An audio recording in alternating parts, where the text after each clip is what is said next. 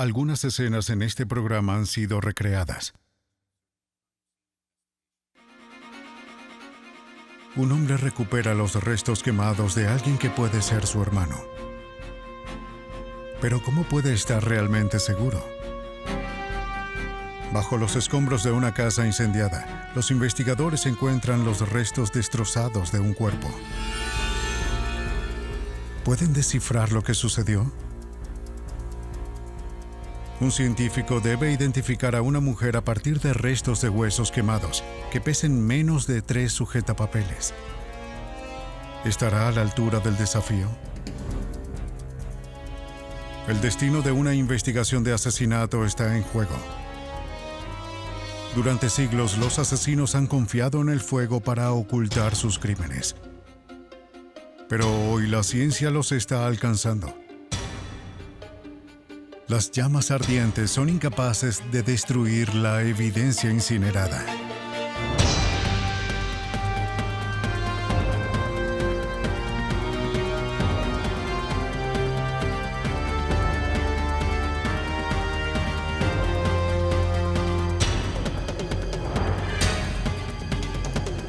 Los nuevos detectives, casos estudiados por la ciencia forense.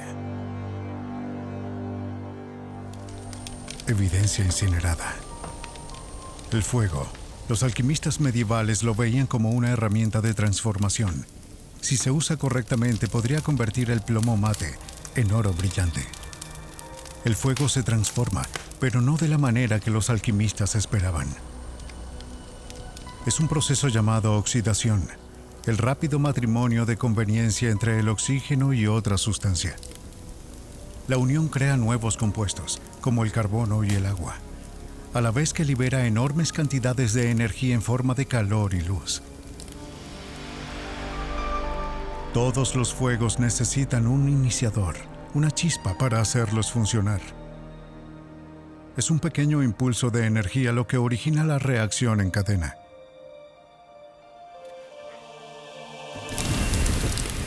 Entonces el fuego arde hasta que no queda más nada para quemar. En Ohio, en 1994, Danny King inició un incendio, comenzando una cadena de eventos que transformó todo su mundo. King tuvo una relación ardiente con su novia Marilyn Garland.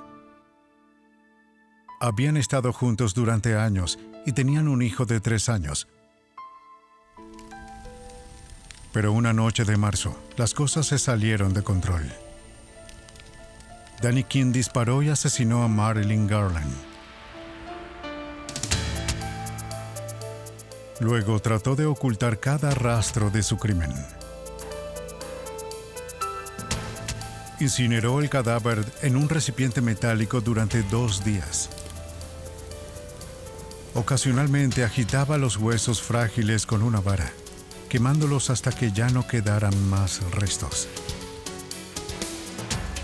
Tomó lo que quedaba y lo hizo pedazos con un martillo.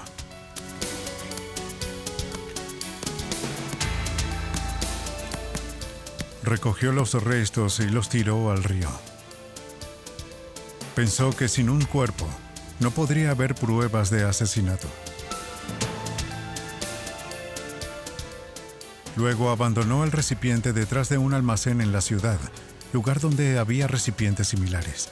Seguro de haberse salido con la suya, Danny King esperó 6 días antes de llamar a la policía para denunciar a Garland como persona desaparecida. El teniente Ray Todd trabajó en el caso. Danny King denunció la desaparición de Marilyn el 26 y dijo que se había ido por una semana. Bueno, no era inusual que Marilyn se fuera de casa por unos días y se fuese de fiesta. En su oficina, el teniente Todd revisó el reporte de personas desaparecidas de King. A pesar de la reputación de Garland, tenía que tomárselo en serio. El detective Gregory Mako se unió a él en el caso. Mako descubrió que la familia de Garland se estaba tomando muy en serio la desaparición. Hablamos con otros miembros de la familia obteniendo historias contradictorias, algunos diciendo que no es ella. Esta era ella hace años cuando era salvaje y libre, pero ahora tenía un niño pequeño. Ella no haría esto, no abandonaría al niño. Algo anda mal. No creyeron que ella había empacado todo y se había ido. En realidad, creían que algo le había pasado. El detective Mako comenzó a investigar más a fondo. Era un procedimiento estándar entrevistar a la persona que hizo la denuncia, así que llamaron a Danny King para interrogarlo. Es su novio, es un sospechoso y nuestra idea era descartarlo inmediatamente. Así no fue como resultó. La entrevista dio un giro inesperado. Después del proceso de entrevista, le preguntamos si estaría dispuesto a someterse a una prueba de polígrafo. Y al principio lo evadió. Eso fue alarmante. Arreglaron la prueba para el día siguiente y descartaron a King. King debió haberse ido a casa, pero no lo hizo. Fue a un bar. Preocupado por la prueba, empezó a beber. Allí se encontró con un amigo y le confesó que estaba preocupado por la prueba. Cuanto más bebía, más hablaba. Pronto confesó haber asesinado a Garland. Su amigo se dio cuenta de que King hablaba en serio. Sintió que no tenía otra opción que ir a la policía. Me dijo que acababa de salir del bar donde Danny King y él estuvieron bebiendo por un par de horas y que Danny se lo había confesado. Ahora la policía tenía 3 hechos. Una mujer desaparecida, una confesión de segunda mano y un sospechoso que estaba nervioso por una prueba de polígrafo. En cuanto a las pruebas, era inestable en el mejor de los casos, pero el detective Mako y el teniente Todd pensaron que era suficiente para arrestar a King por sospecha de asesinato. King vivía con un niño pequeño y un perro grande, por lo que los policías sintieron que no era indicado arrestarlo en su casa. Decidieron esperar y detenerlo a la mañana siguiente. No tenían idea de lo violento que podría ser, pero si cometió este crimen, sabían que estaban tratando con un hombre peligroso. La policía llamó al equipo SWAT para pedir refuerzos. Oye, quédate abajo. ¿En dónde es? Cuando King se fue a trabajar, forzaron a detener su camioneta en un puesto de control de carretera e hicieron su jugada. ¡Baje del auto! ¡Baje del auto! ¡Está bajo arresto! Después que King estuviera a salvo en custodia, la policía comenzó a construir el caso. Para eso necesitaban más evidencia. Obtuvieron una orden de registro e inspeccionaron la casa de King, pero no encontraron nada incriminatorio. Hicieron que los buzos buscaran restos en el río y en el canal. No encontraron nada. Sin un cuerpo, un arma o cualquier otra evidencia en su contra, el teniente Todd no tenía un caso, y Danny King quedaría libre.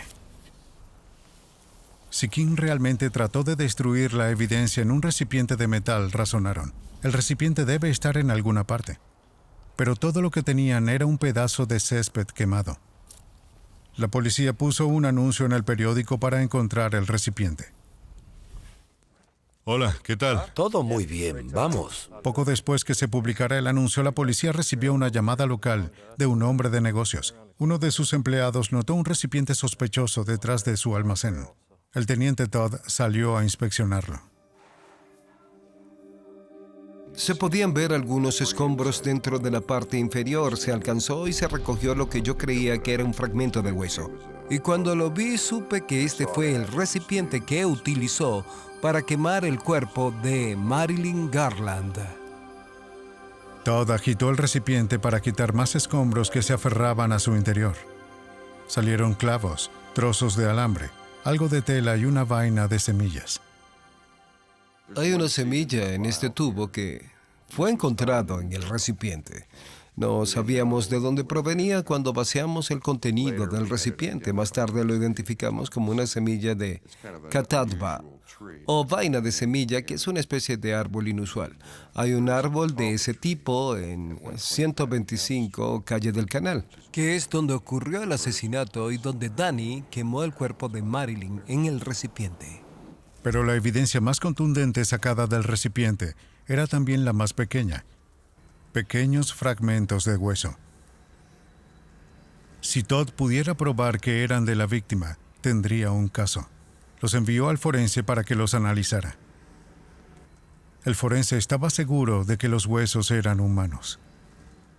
Sin embargo, yo quería que los viera un antropólogo forense de primera. Contactó a Doug Owsley, de la institución Smithsonian en Washington, D.C. Owsley tiene una reputación internacional para identificar restos humanos. No era la primera vez que Owsley trabajaba en la oficina del forense del condado de Summit. Unos años antes, les ayudó a analizar los restos de la primera víctima de Jeffrey Dahmer. Hemos tenido casos de desmembramiento donde cortan partes del cuerpo y las colocan en diferentes lugares. Hemos tenido casos en los que han usado ácidos corrosivos y desfiguración del cuerpo para tratar de hacer irreconocible a la persona.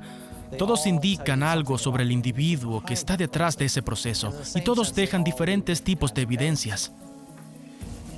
En el caso de Marilyn Garland, Owsley estaba raspando literalmente el fondo del recipiente. La evidencia contenía en 2.9 gramos de fragmentos de hueso, aproximadamente el peso de 3 sujetapapeles. También tenía 3 pequeños fragmentos de esmalte dental. Todos habían sido incinerados durante 2 días. Fueron encogidos y distorsionados en el proceso. ¿Podría Owsley encontrarle sentido a las pequeñas astillas?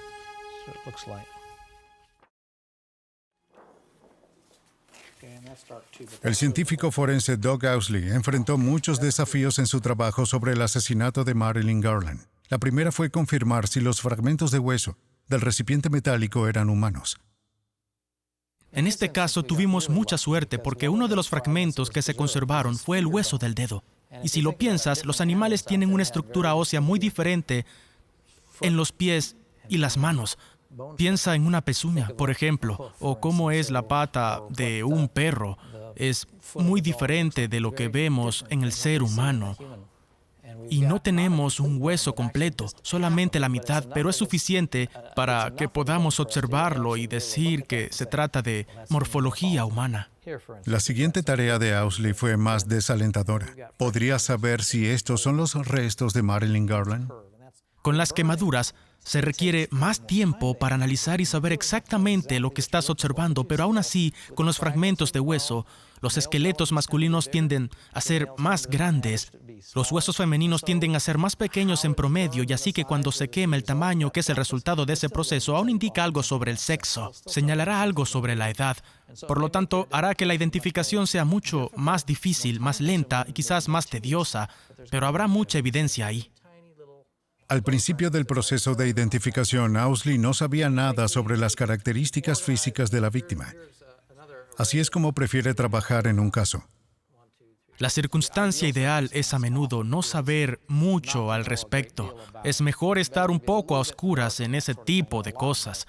Dejar que los huesos te hablen en términos de lo que señalan, decir cuál es la evidencia en base a ellos. De los restos, Owsley identificó 2 fragmentos de costillas. La más grande era de media pulgada de largo. Podía decir que uno venía cerca del esternón, tal vez de la 4ª o 5ª costilla. Proporcionó la clave para desvelar secretos sobre el cuerpo del que procedía. A medida que envejecemos, los extremos redondeados de nuestros huesos toman forma de copa. El extremo ahuecado de la costilla sugería que la persona tenía entre 24 y 40 años de edad. Tenía 3.4 milímetros de espesor por 13 milímetros de ancho. Owsley lo consideró pequeño, incluso después de asumir que se redujo hasta un 25% en el incendio. No se puede apostar todo a un trozo de hueso de ese tamaño, pero puedes dar un giro y decir en términos de probabilidad, en términos de datos comparativos, que quizás se trate de una persona muy pequeña. El tamaño sugería que la víctima era una mujer o un hombre pequeño. Para determinar qué era, comparó la altura y el grosor del hueso con una tabla estándar de medidas de las costillas. En las mujeres, la 5ª costilla tiene un ancho promedio de 4.64 milímetros. La 5ª costilla de los hombres es de 6.78 o 6.8 milímetros, así que es mucho más grande en términos de grosor. Lo mejor que puedes hacer cuando trabajas es tratar de caracterizar toda la caja torácica de los valores masculinos y femeninos. Con este hueso, la respuesta era clara. Para todos los estándares, la persona de la que vino era pequeña. Muy probablemente una mujer. Los huesos le habían indicado todo lo que podían. Era hora de mirar los fragmentos de dientes. Owsley solo tenía 3 de ellos. Eran más pequeños que trozos de esmalte. Al examinar el grosor del esmalte, Owsley pudo comprobar que se trataba de dientes adultos. Su forma sugería su posición aproximada en la boca de la víctima. Tenían surcos reveladores que sugerían un trabajo dental, pero no era suficiente.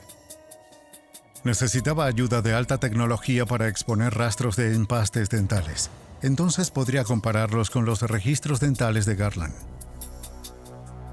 Owsley envió los dientes al Laboratorio Analítico de Conservación del Smithsonian. Allí se sometieron a un proceso llamado espectroscopia de dispersión de energía o EDS. La mayoría de los empastes dentales son una combinación de plata, estaño, mercurio y cobre. Se funden en el calor de un incendio dejando huellas invisibles. La EDS los saca a la luz. El fragmento de diente se introduce en la cámara. Luego se extrae el aire creando un vacío. Un haz de electrones bombardea la muestra. Se puede apuntar con mucha precisión. El EDS proporciona una imagen en 3D para que el operador sepa hacia dónde dirigir el haz. La corriente de energía excita los electrones de la muestra, haciendo que algunos de ellos vuelen. Algunos elementos emiten más electrones, otros producen menos. Al medir los electrones que salen de la muestra, el EDS determina de qué elementos está hecho. Los resultados se presentan en forma de gráficos de picos y valles. Cada pico representa un elemento diferente. Su altura corresponde a la cantidad del elemento en la muestra. La gráfica fue impresa y entregada a Owsley para que la analizara. Este es el área del fragmento 1 de la superficie del diente que estamos escaneando. Puedes escoger el pico para el calcio, el pico para el fósforo. Esos son esmaltes de dientes normales. De eso debería estar compuesto el esmalte dental. Ahora tenemos un pico de estaño, lo que indica la presencia de ese material en la superficie del diente. El EDS mostró que 2 de los fragmentos tenían rastros de cobre y los 3 tenían rastros de estaño. Debido a que los metales se encontraron solo en partes específicas de los dientes, Owsley concluyó que eran restos de empastes y no por contaminación del recipiente metálico. Ya había determinado por su forma que tenía fragmentos de premolares. Ahora sabía que todos tenían empastes. Con esta información estaba listo para comparar sus hallazgos con los registros dentales de Marilyn Garland. Trabajé con un dentista y descubrí qué dientes había perdido en la vida, qué dientes tenían empastes, qué tipo de empastes eran, y preparamos una tabla dental. Y esta es una base para la comparación con los fragmentos dentales que tenemos. La mayoría de los premolares de Marilyn Garland tenían empastes, así que el hecho de que todos los fragmentos también tuvieran ese material era consistente con sus registros dentales. Nunca podría decir que fue absolutamente este o aquel diente, pero podría decir que ella en vida tenía esa dentadura. 7 de esos 8 dientes tenían empastes. Tengo 3 fragmentos de esos dientes. Todos tienen empastes, así que hay una consistencia allí. Es un punto que parece apoyar esta asociación. Así que es un poco de evidencia. Esos pedazos de evidencia se sumaron para crear un retrato de una víctima que era alarmantemente similar a Marilyn Garland. Marilyn Garland, de 35 años de edad, 1,57 m de altura y 52 kilogramos de peso. Obviamente no podían decir que era ella, pero él dijo que era una mujer pequeña, posiblemente blanca, de entre 25 y 35 años. Eso lo redujo, lo cual me sorprendió al encontrar restos carbonizados. Tenía que verlos y examinarlos para obtener tanta información de ellos. Eso fue realmente sorprendente. En espera de juicio, Danny King se enteró de que había dejado suficientes pruebas para que los científicos estuvieran tan cerca de identificar a Marilyn Garland. Conmocionado por las noticias, cometió un error más. Danny King confesó por segunda vez. En esta ocasión a un preso en la cárcel del condado de Summit, y el recluso terminó relatándonos la historia. Inclusive le dijo dónde se había deshecho del arma. King admitió haber escondido el arma en una alcantarilla detrás de un restaurante. El detective Todd condujo hasta el lugar y lo encontró inmediatamente. La policía tenía todo lo que necesitaba: las confesiones, el cañón quemado, el arma. Y Doug Owsley convirtió un puñado de huesos astillados en evidencia sólida como una roca. He estado involucrado en varios casos de búsqueda de personas desaparecidas. En ocasiones tienes la corazonada que esa persona está muerta. Pueden incluso tener pruebas sólidas de quién está detrás de esto, pero sin la recuperación de ese cuerpo y sin esa evidencia física, aún se podría ir a juicio, pero sería mucho más complicado. Se necesita mucha evidencia física. Y un esqueleto o un cuerpo es algo crítico. Danny King fue encontrado culpable de asesinato. Fue condenado a 21 años de prisión. Generaciones de asesinos han confiado en el fuego para ocultar sus crímenes. Pero siempre queda algún pequeño detalle para aquellos que saben qué buscar. En Tennessee, los investigadores dependían de huesos quemados para adivinar no solo la identidad de un hombre muerto, sino también las extrañas circunstancias de su muerte. El 15 de enero de 1981, una casa en Kingsport, Tennessee, se quemó hasta los cimientos, antes de que los bomberos pudieran salvarla. Al dueño, James Griswold, no lo habían visto hasta el incendio. Nadie pensó que estaba allí, debido a que él pasó gran parte del tiempo en Virginia. Entonces el detective James Moffitt de la policía de Kingsport recibió una llamada de la madre de Griswold en Virginia.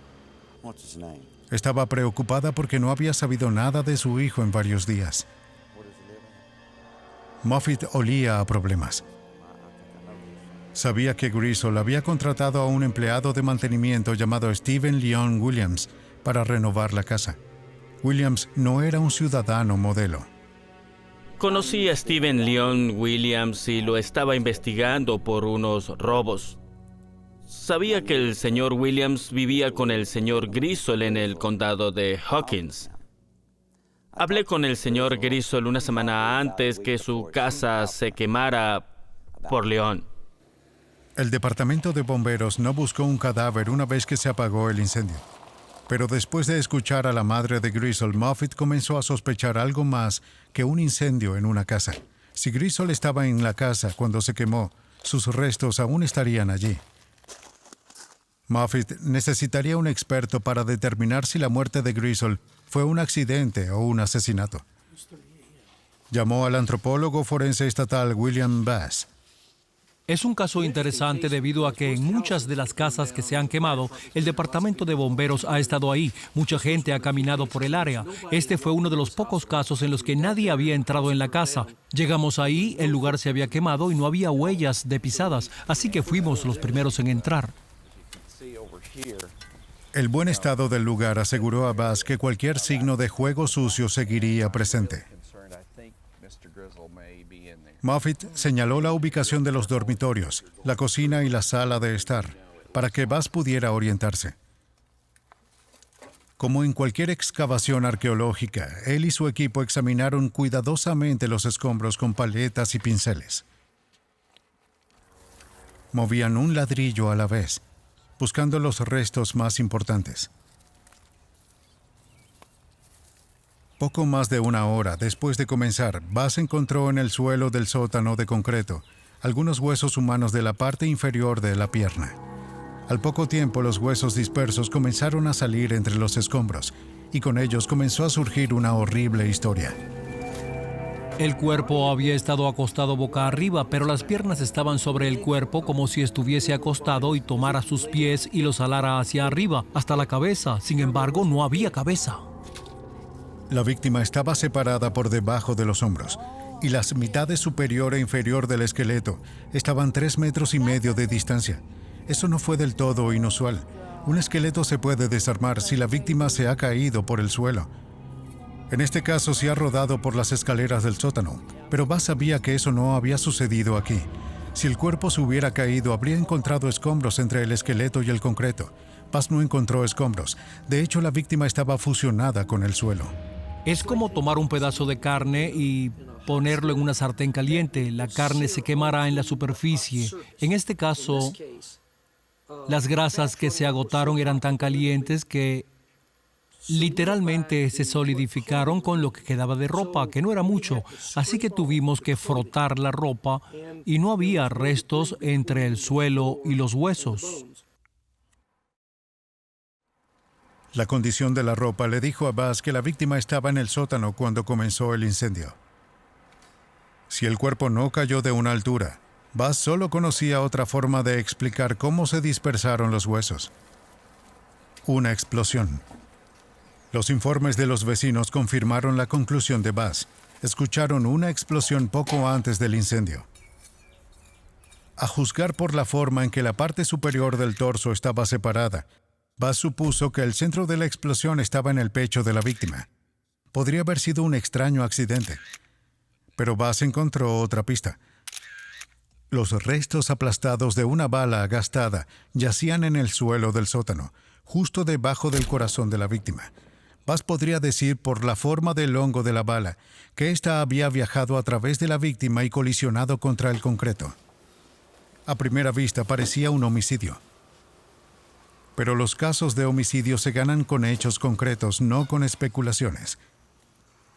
Para probar el asesinato necesitaba evidencia que pudiera recolectar.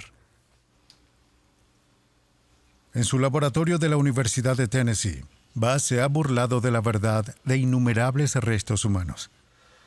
Aquí miró más de cerca los huesos extraídos de la casa de Griswold. Él trataría de determinar qué eventos causaron la destrucción de una casa y la muerte de una persona. Con los restos quemados no siempre es fácil. Cuando un cuerpo se quema, gran parte de él se destruye. Los brazos y las piernas se separan. El líquido en la cabeza se convierte en vapor y rompe el cráneo. A medida que los huesos se queman, conservan su forma, pero se encogen hasta un 33%, dependiendo de la temperatura del fuego, el tiempo que estuvieron expuestos a él y los huesos que eran. El fuego los vuelve frágiles, se rompen mientras se queman, y pueden desmoronarse si se tocan o se mueven después. Recolectar un esqueleto completo es casi imposible. Como la incineración desfigura los huesos, es una forma común de ocultar la causa de la muerte. Los investigadores deben aprender a distinguir las sutiles diferencias entre el daño causado por el fuego y el daño causado por un arma homicida. Buzz demuestra que incluso una bala en la cabeza puede pasar desapercibida, a menos que el investigador forense sepa cómo encontrarla. Todas estas piezas estaban juntas en los escombros. De hecho, hicimos una radiografía de esto y hay poco plomo flexible en la parte inferior, lo que indica que a este individuo le dispararon. No todos pueden determinar dónde le dispararon. Así que tomamos el cráneo y juntamos todas estas piezas y eso indica que le dispararon justo aquí. Joan Bennett, una estudiante del Dr. Buzz, espera encontrar una manera más eficiente de reconocer las lesiones no causadas por el fuego. En su investigación experimenta con restos óseos de cerdos. Primero los daña para simular juego sucio. Luego los quema para ver cómo cambian. Diseñamos varios eventos traumáticos diferentes para tratar el trauma que los antropólogos reconocen. Bennett y otros estudiantes graduados vieron, golpearon y apuñalaron una variedad de huesos de cerdo. Los huesos son fotografiados, radiografiados y dibujados para registrar cada matiz del daño. Una vez que los huesos han sido catalogados, los estudiantes los queman. Si tienen suerte, usan una casa programada para ser incendiada para el entrenamiento de incendio. El objetivo es simular lo más cerca posible una situación del mundo real.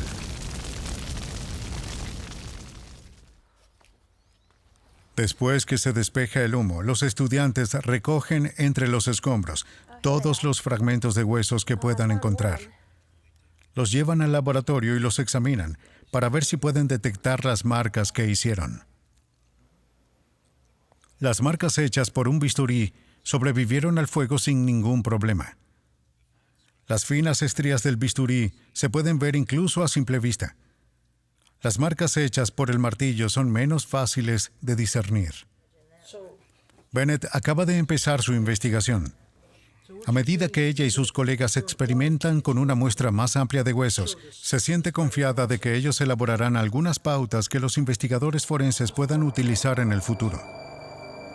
Con los restos en su laboratorio, Bass reconstruyó los lamentables sucesos que ocurrieron en la casa de James Griswold. La bala aplastada y los huesos dispersos sugerían asesinato. El color de los huesos lo respalda. A medida que los huesos se calientan, su color cambia. Los investigadores forenses dependen de eso para estimar la temperatura del incendio. Especialmente las llamas calientes sugieren que se usó un acelerante, como la gasolina. Eso significa incendio provocado. A unos 285 grados Celsius, los huesos se tornan de color rojizo o marrón grisáceo. Entre 520 y 650 grados se vuelven negros. A más de 650 grados, toda la materia orgánica se quema, dejando una cáscara blanca de calcio. Los restos de la casa de Griswold eran blancos. Deben haberse quemado a unos 1100 grados, lo que indica el uso de un acelerante. Bass concluyó que el fuego fue provocado deliberadamente. Ahora Bass estaba seguro de que podía probar el homicidio. Los restos quemados le dijeron que la víctima fue asesinada a tiros. El cuerpo voló en pedazos y la casa se incendió para ocultar el crimen. Pero ¿quién era la víctima? Aunque estaba razonablemente seguro de que era James Griswold, Bass tenía que demostrarlo más allá de toda duda razonable. Sin nombrar a la víctima, Moffitt no podía atrapar a su asesino. Para identificar a la víctima, Bass examinó primero las costuras del cráneo, llamadas suturas. Se cierran lentamente a medida que envejecemos y desaparecen a los 40 años. Dentro del cráneo de la víctima, las suturas habían desaparecido. Por fuera, ellas también habían desaparecido casi por completo. Esto indicaría que no tenía 18 años, sino que tenía al menos 30 o tal vez un poco más. La edad se puede determinar de otra manera, mirando las superficies articulares de los huesos. A medida que las personas envejecen, el cuerpo deposita más hueso alrededor de las articulaciones, causando una condición llamada reborde óseo artrítico. Comienza a finales de los años 20 o a principios de los 30 y aumenta con la edad. El reborde óseo era consistente con alguien de unos 30 años. James Griswold tenía 38. Bass luego examinó la protuberancia occipital externa, la protuberancia en la parte posterior de la cabeza, para determinar el sexo de la víctima. La estructura es más grande en los hombres que en las mujeres. Para Bass no había duda que la víctima era un hombre. Este es uno de los mejores casos que he visto. Este es un clásico del libro de texto. Es una protuberancia occipital externa que indicaría que este individuo era un hombre. Así que con esta pequeña pieza no solo se puede obtener sexo, sino también la edad. A partir de la evidencia, Bass determinó que la víctima era un hombre blanco de unos 30 años. Una descripción que concuerda con la de James Griswold, pero no lo suficientemente cercana como para sostenerla en la corte. Para confirmarlo, Bass confió en los registros dentales de Griswold. Tenía este diente con este empaste que quedó adherido al mismo después del incendio. Así que le preguntamos a la policía si podían solicitarle a la familia un registro dental de él. Y así fue. La familia nos suministró los registros dentales. Bass comparó la estructura del diente y la forma de la raíz con los registros dentales de Griswold y pudo hacer su conclusión final. Este era el esqueleto de James Griswold. Los dientes proporcionaron a Bass una forma rápida y fácil de hacer una identificación difícil. Pero era importante que primero intentara hacer la identificación usando los huesos.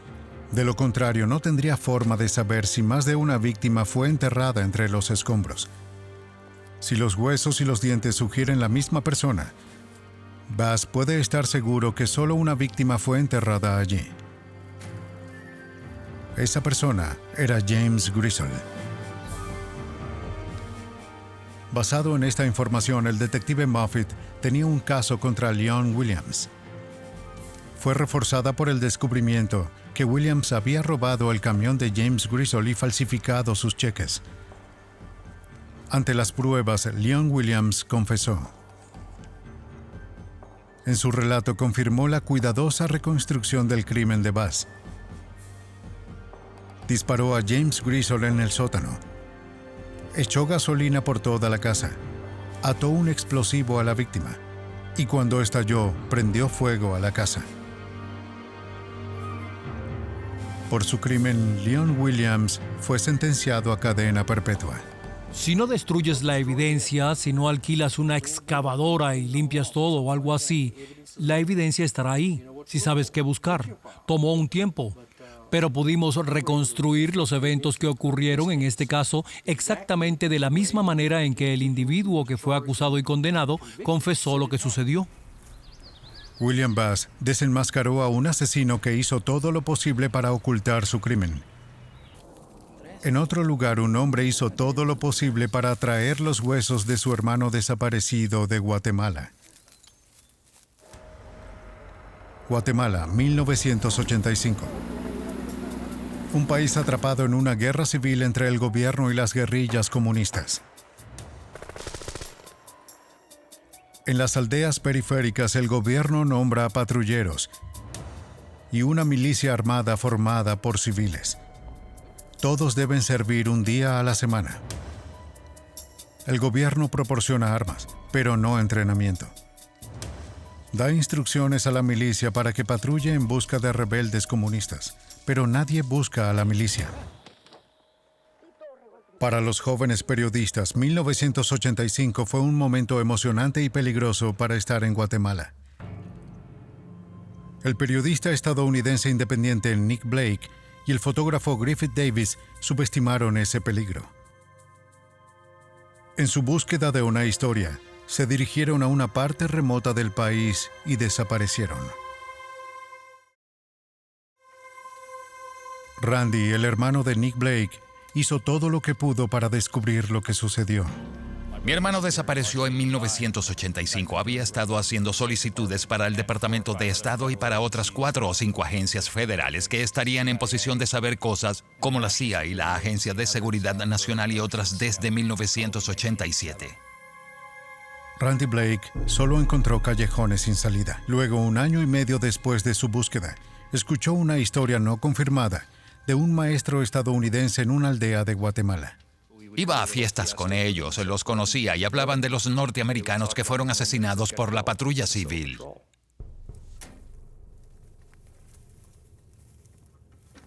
Al juntar los detalles, el maestro creía que la patrulla civil disparó a los periodistas en 1985. Un barranco se convirtió en su tumba improvisada. La familia Blake mantuvo la presión sobre los gobiernos de Estados Unidos y Guatemala para encontrar a Nick. Para ocultar el crimen, la patrulla civil recuperó los esqueletos y los quemaron en una hoguera.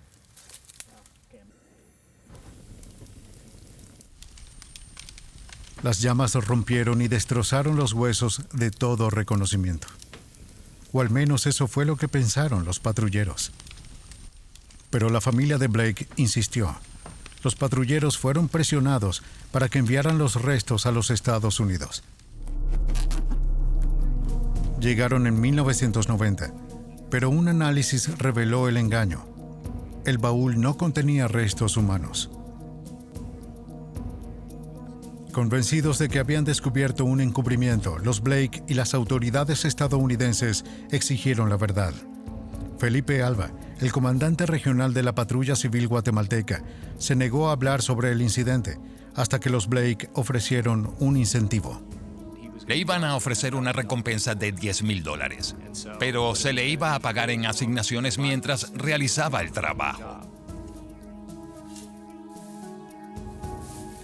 Atraídos por la oferta, Alba aceptó enviar los restos verdaderos a Estados Unidos, siempre y cuando la familia prometiera no procesarlos. Desenterraron parcialmente los restos y los enviaron en 2 cajas. Cosas muy curiosas. Eran básicamente pequeños ataúdes, cajas de pino cuadradas que estaban forradas de terciopelo. Lo más extraño es que había suciedad y pequeñas astillas de hueso por todas partes. Eran los restos de mi hermano y su amigo.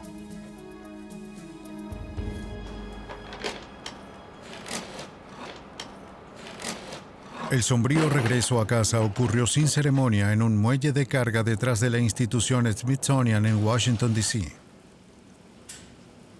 Los restos sin marcar habían viajado más de 5,000 millas para llegar allí, navegando a través de un laberinto de engaños y mentiras. Pero había más trabajo antes de que los Blake pudieran velar a sus seres queridos y hallar el final que buscaban. Esta vez tenían que estar seguros de que los huesos de las cajas eran realmente de Nick y Griffith. Para la delicada tarea de identificar los restos, pusieron sus esperanzas en el antropólogo forense Doug Owsley. Cuando llegaron las cajas, se les hizo una radiografía para ver si requerían un manejo especial para evitar daños. No contenían sorpresas. Solo era tierra, cenizas, raíces y trozos de huesos.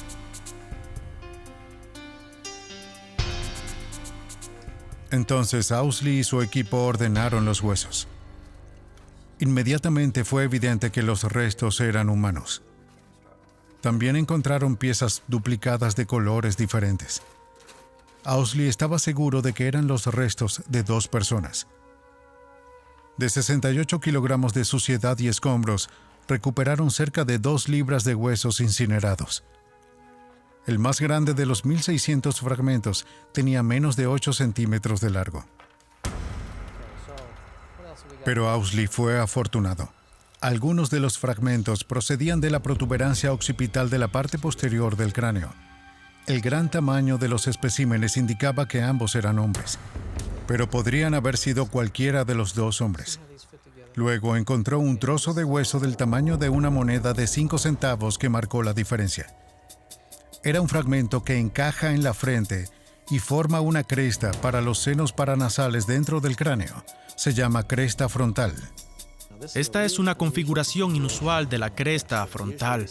Normalmente se trata de una cresta sólida y prominente, pero en un pequeño porcentaje de la población se obtiene una doble morfología de cresta como esa. Así que teníamos esta pieza y basándome en eso, tuve el microfilm de una radiografía que fue tomada sobre Griffith Davis. Owsley comparó la cresta con una radiografía de la cabeza de Davis tomada después de un accidente automovilístico.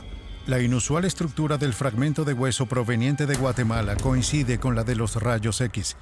¿Pero eso prueba que el fragmento pertenece al cráneo de Davis?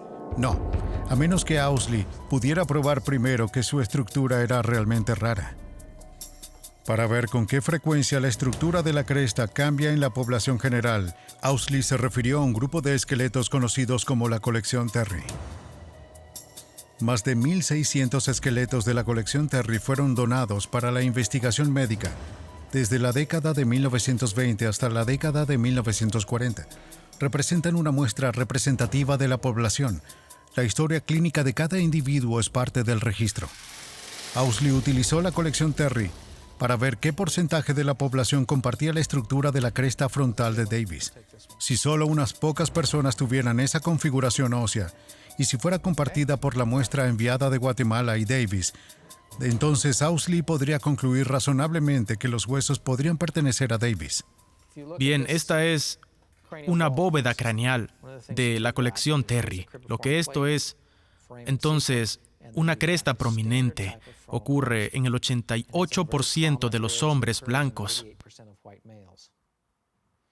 Ahora, en contraste, está el otro tipo, que es el que vemos en el cráneo de Griffith Davis, y esto ocurre el 9% de las veces.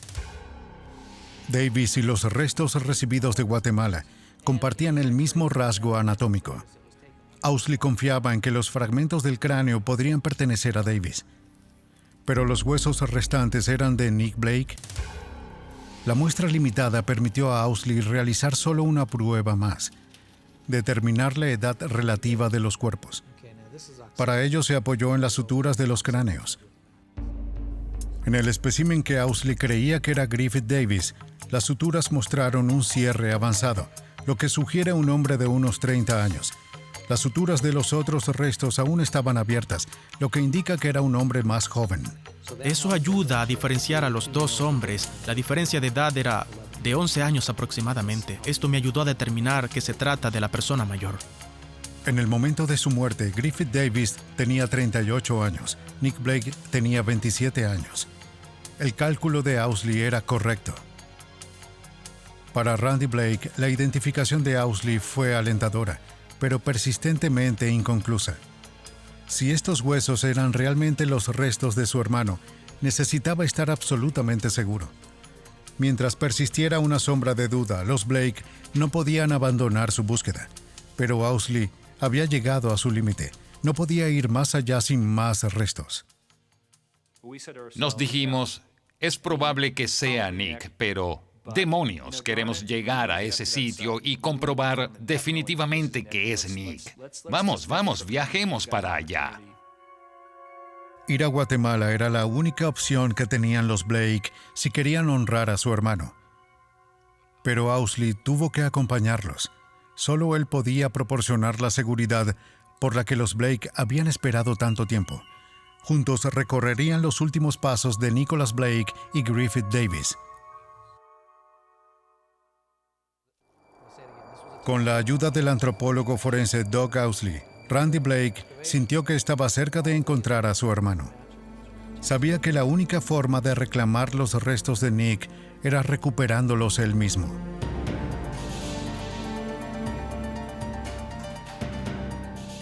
Randy, su hermano Sam, Owsley y un colega hicieron el viaje a Guatemala en junio de 1992. Allí se reunieron con el comandante de la Patrulla Civil Regional, Felipe Alva. Los llevó a la remota ubicación de los restos en las montañas, pero Owsley no se lo creyó. Tomé mi paleta y excavé un poco, perforé unos 15 centímetros y me acerqué y les dije, este es el sitio equivocado. Les dije que no había suficiente ceniza, no había fragmentos de hueso, no había nada, ni la tierra roja que estaba buscando, la misma que vi en los 2 contenedores hace un par de meses, y no había raíces ni nada de eso. Entonces, tímidamente, el ayudante de Alva metió la mano debajo de un tronco y sacó una bolsa de plástico verde que contenía un puñado de fragmentos de huesos humanos y algo de tierra. Y en estas 8 onzas de tierra tiene el color correcto, tiene el carbón, tiene fragmentos de raíces, y les dije que ese era el sitio correcto. El asistente les dijo que estos eran los últimos restos. Los estadounidenses exigieron ver de dónde venían. Volvimos a nuestro pequeño hotel en Nava. Básicamente interrogamos a Felipe durante 3 horas esa noche con un coronel guatemalteco, el agregado de defensa de la Embajada de Estados Unidos, el coronel del Ejército de Estados Unidos, Sam y yo, y un par de personas más en la habitación. Le dijimos, nos mentiste. Bajo coacción, Felipe Alva aceptó llevar al equipo a un lugar que juró que era la ubicación real de los restos. Cuando llegaron 2 días después, Owsley lo miró con ojos escépticos. Pero funcionó y pudimos ver la hendidura donde se había extraído la tierra. Una de las cosas que encontramos era de metal y era parte de la pieza, de las gafas, y era parte del marco, que era circular. Fue una de las cosas que recogimos primero. Uno de los hermanos de este hombre dijo que se parece a sus gafas. Así que sabíamos que estábamos en un lugar muy importante. Ahora seguro de que estaban en el lugar correcto, el equipo recogió todo lo que pudieron y se fueron a casa. Estaba hecho a la medida para Doc Owsley.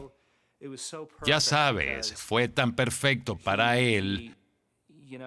Tuvimos tanta suerte de tenerlo en ese día, porque claramente se planeó un engaño. Estaba a punto de funcionar. Él lo descubrió y lo desenmascaró. Entre los huesos que Doug Owsley llevaba consigo había fragmentos de una mandíbula rota. Todavía tenía algunos de los dientes y todas las raíces. Le permitirían hacer una comparación directa con los registros dentales de Blake. Y por los registros dentales que teníamos de él en vida, sabíamos que había impactado en los terceros molares. Y entraban en un ángulo en el que el tercer molar había chocado con el segundo y se había quedado encerrado. Lo que realmente había hecho era usar un contacto o una faceta de desgaste en el lado del segundo molar y tenía una raíz muy distintiva asociada a ella. Por la forma de los dientes y las raíces, Owsley pudo identificar positivamente a Nick Blake. Para la familia Blake, marcó el final de una dura prueba emocional. Ahora podrían llorar la pérdida de Nick y darle un entierro apropiado a sus restos. Significaba todo repatriar sus restos y darle santa sepultura. Eso fue lo que hicimos. No se habían recuperado suficientes restos de Blake o Davis para confirmar que les dispararon. Para los Blake y los Davis, eso ya no era importante. Traer a Nick y Griffith a casa fue suficiente. De las cenizas del asesinato surgen pistas persistentes, transformadas, pero nunca borradas. A medida que los científicos aprenden a leer su significado, pueden restaurar lo que el fuego se ha llevado. Y al hacerlo, encontrar a un ser querido o atrapar a un asesino.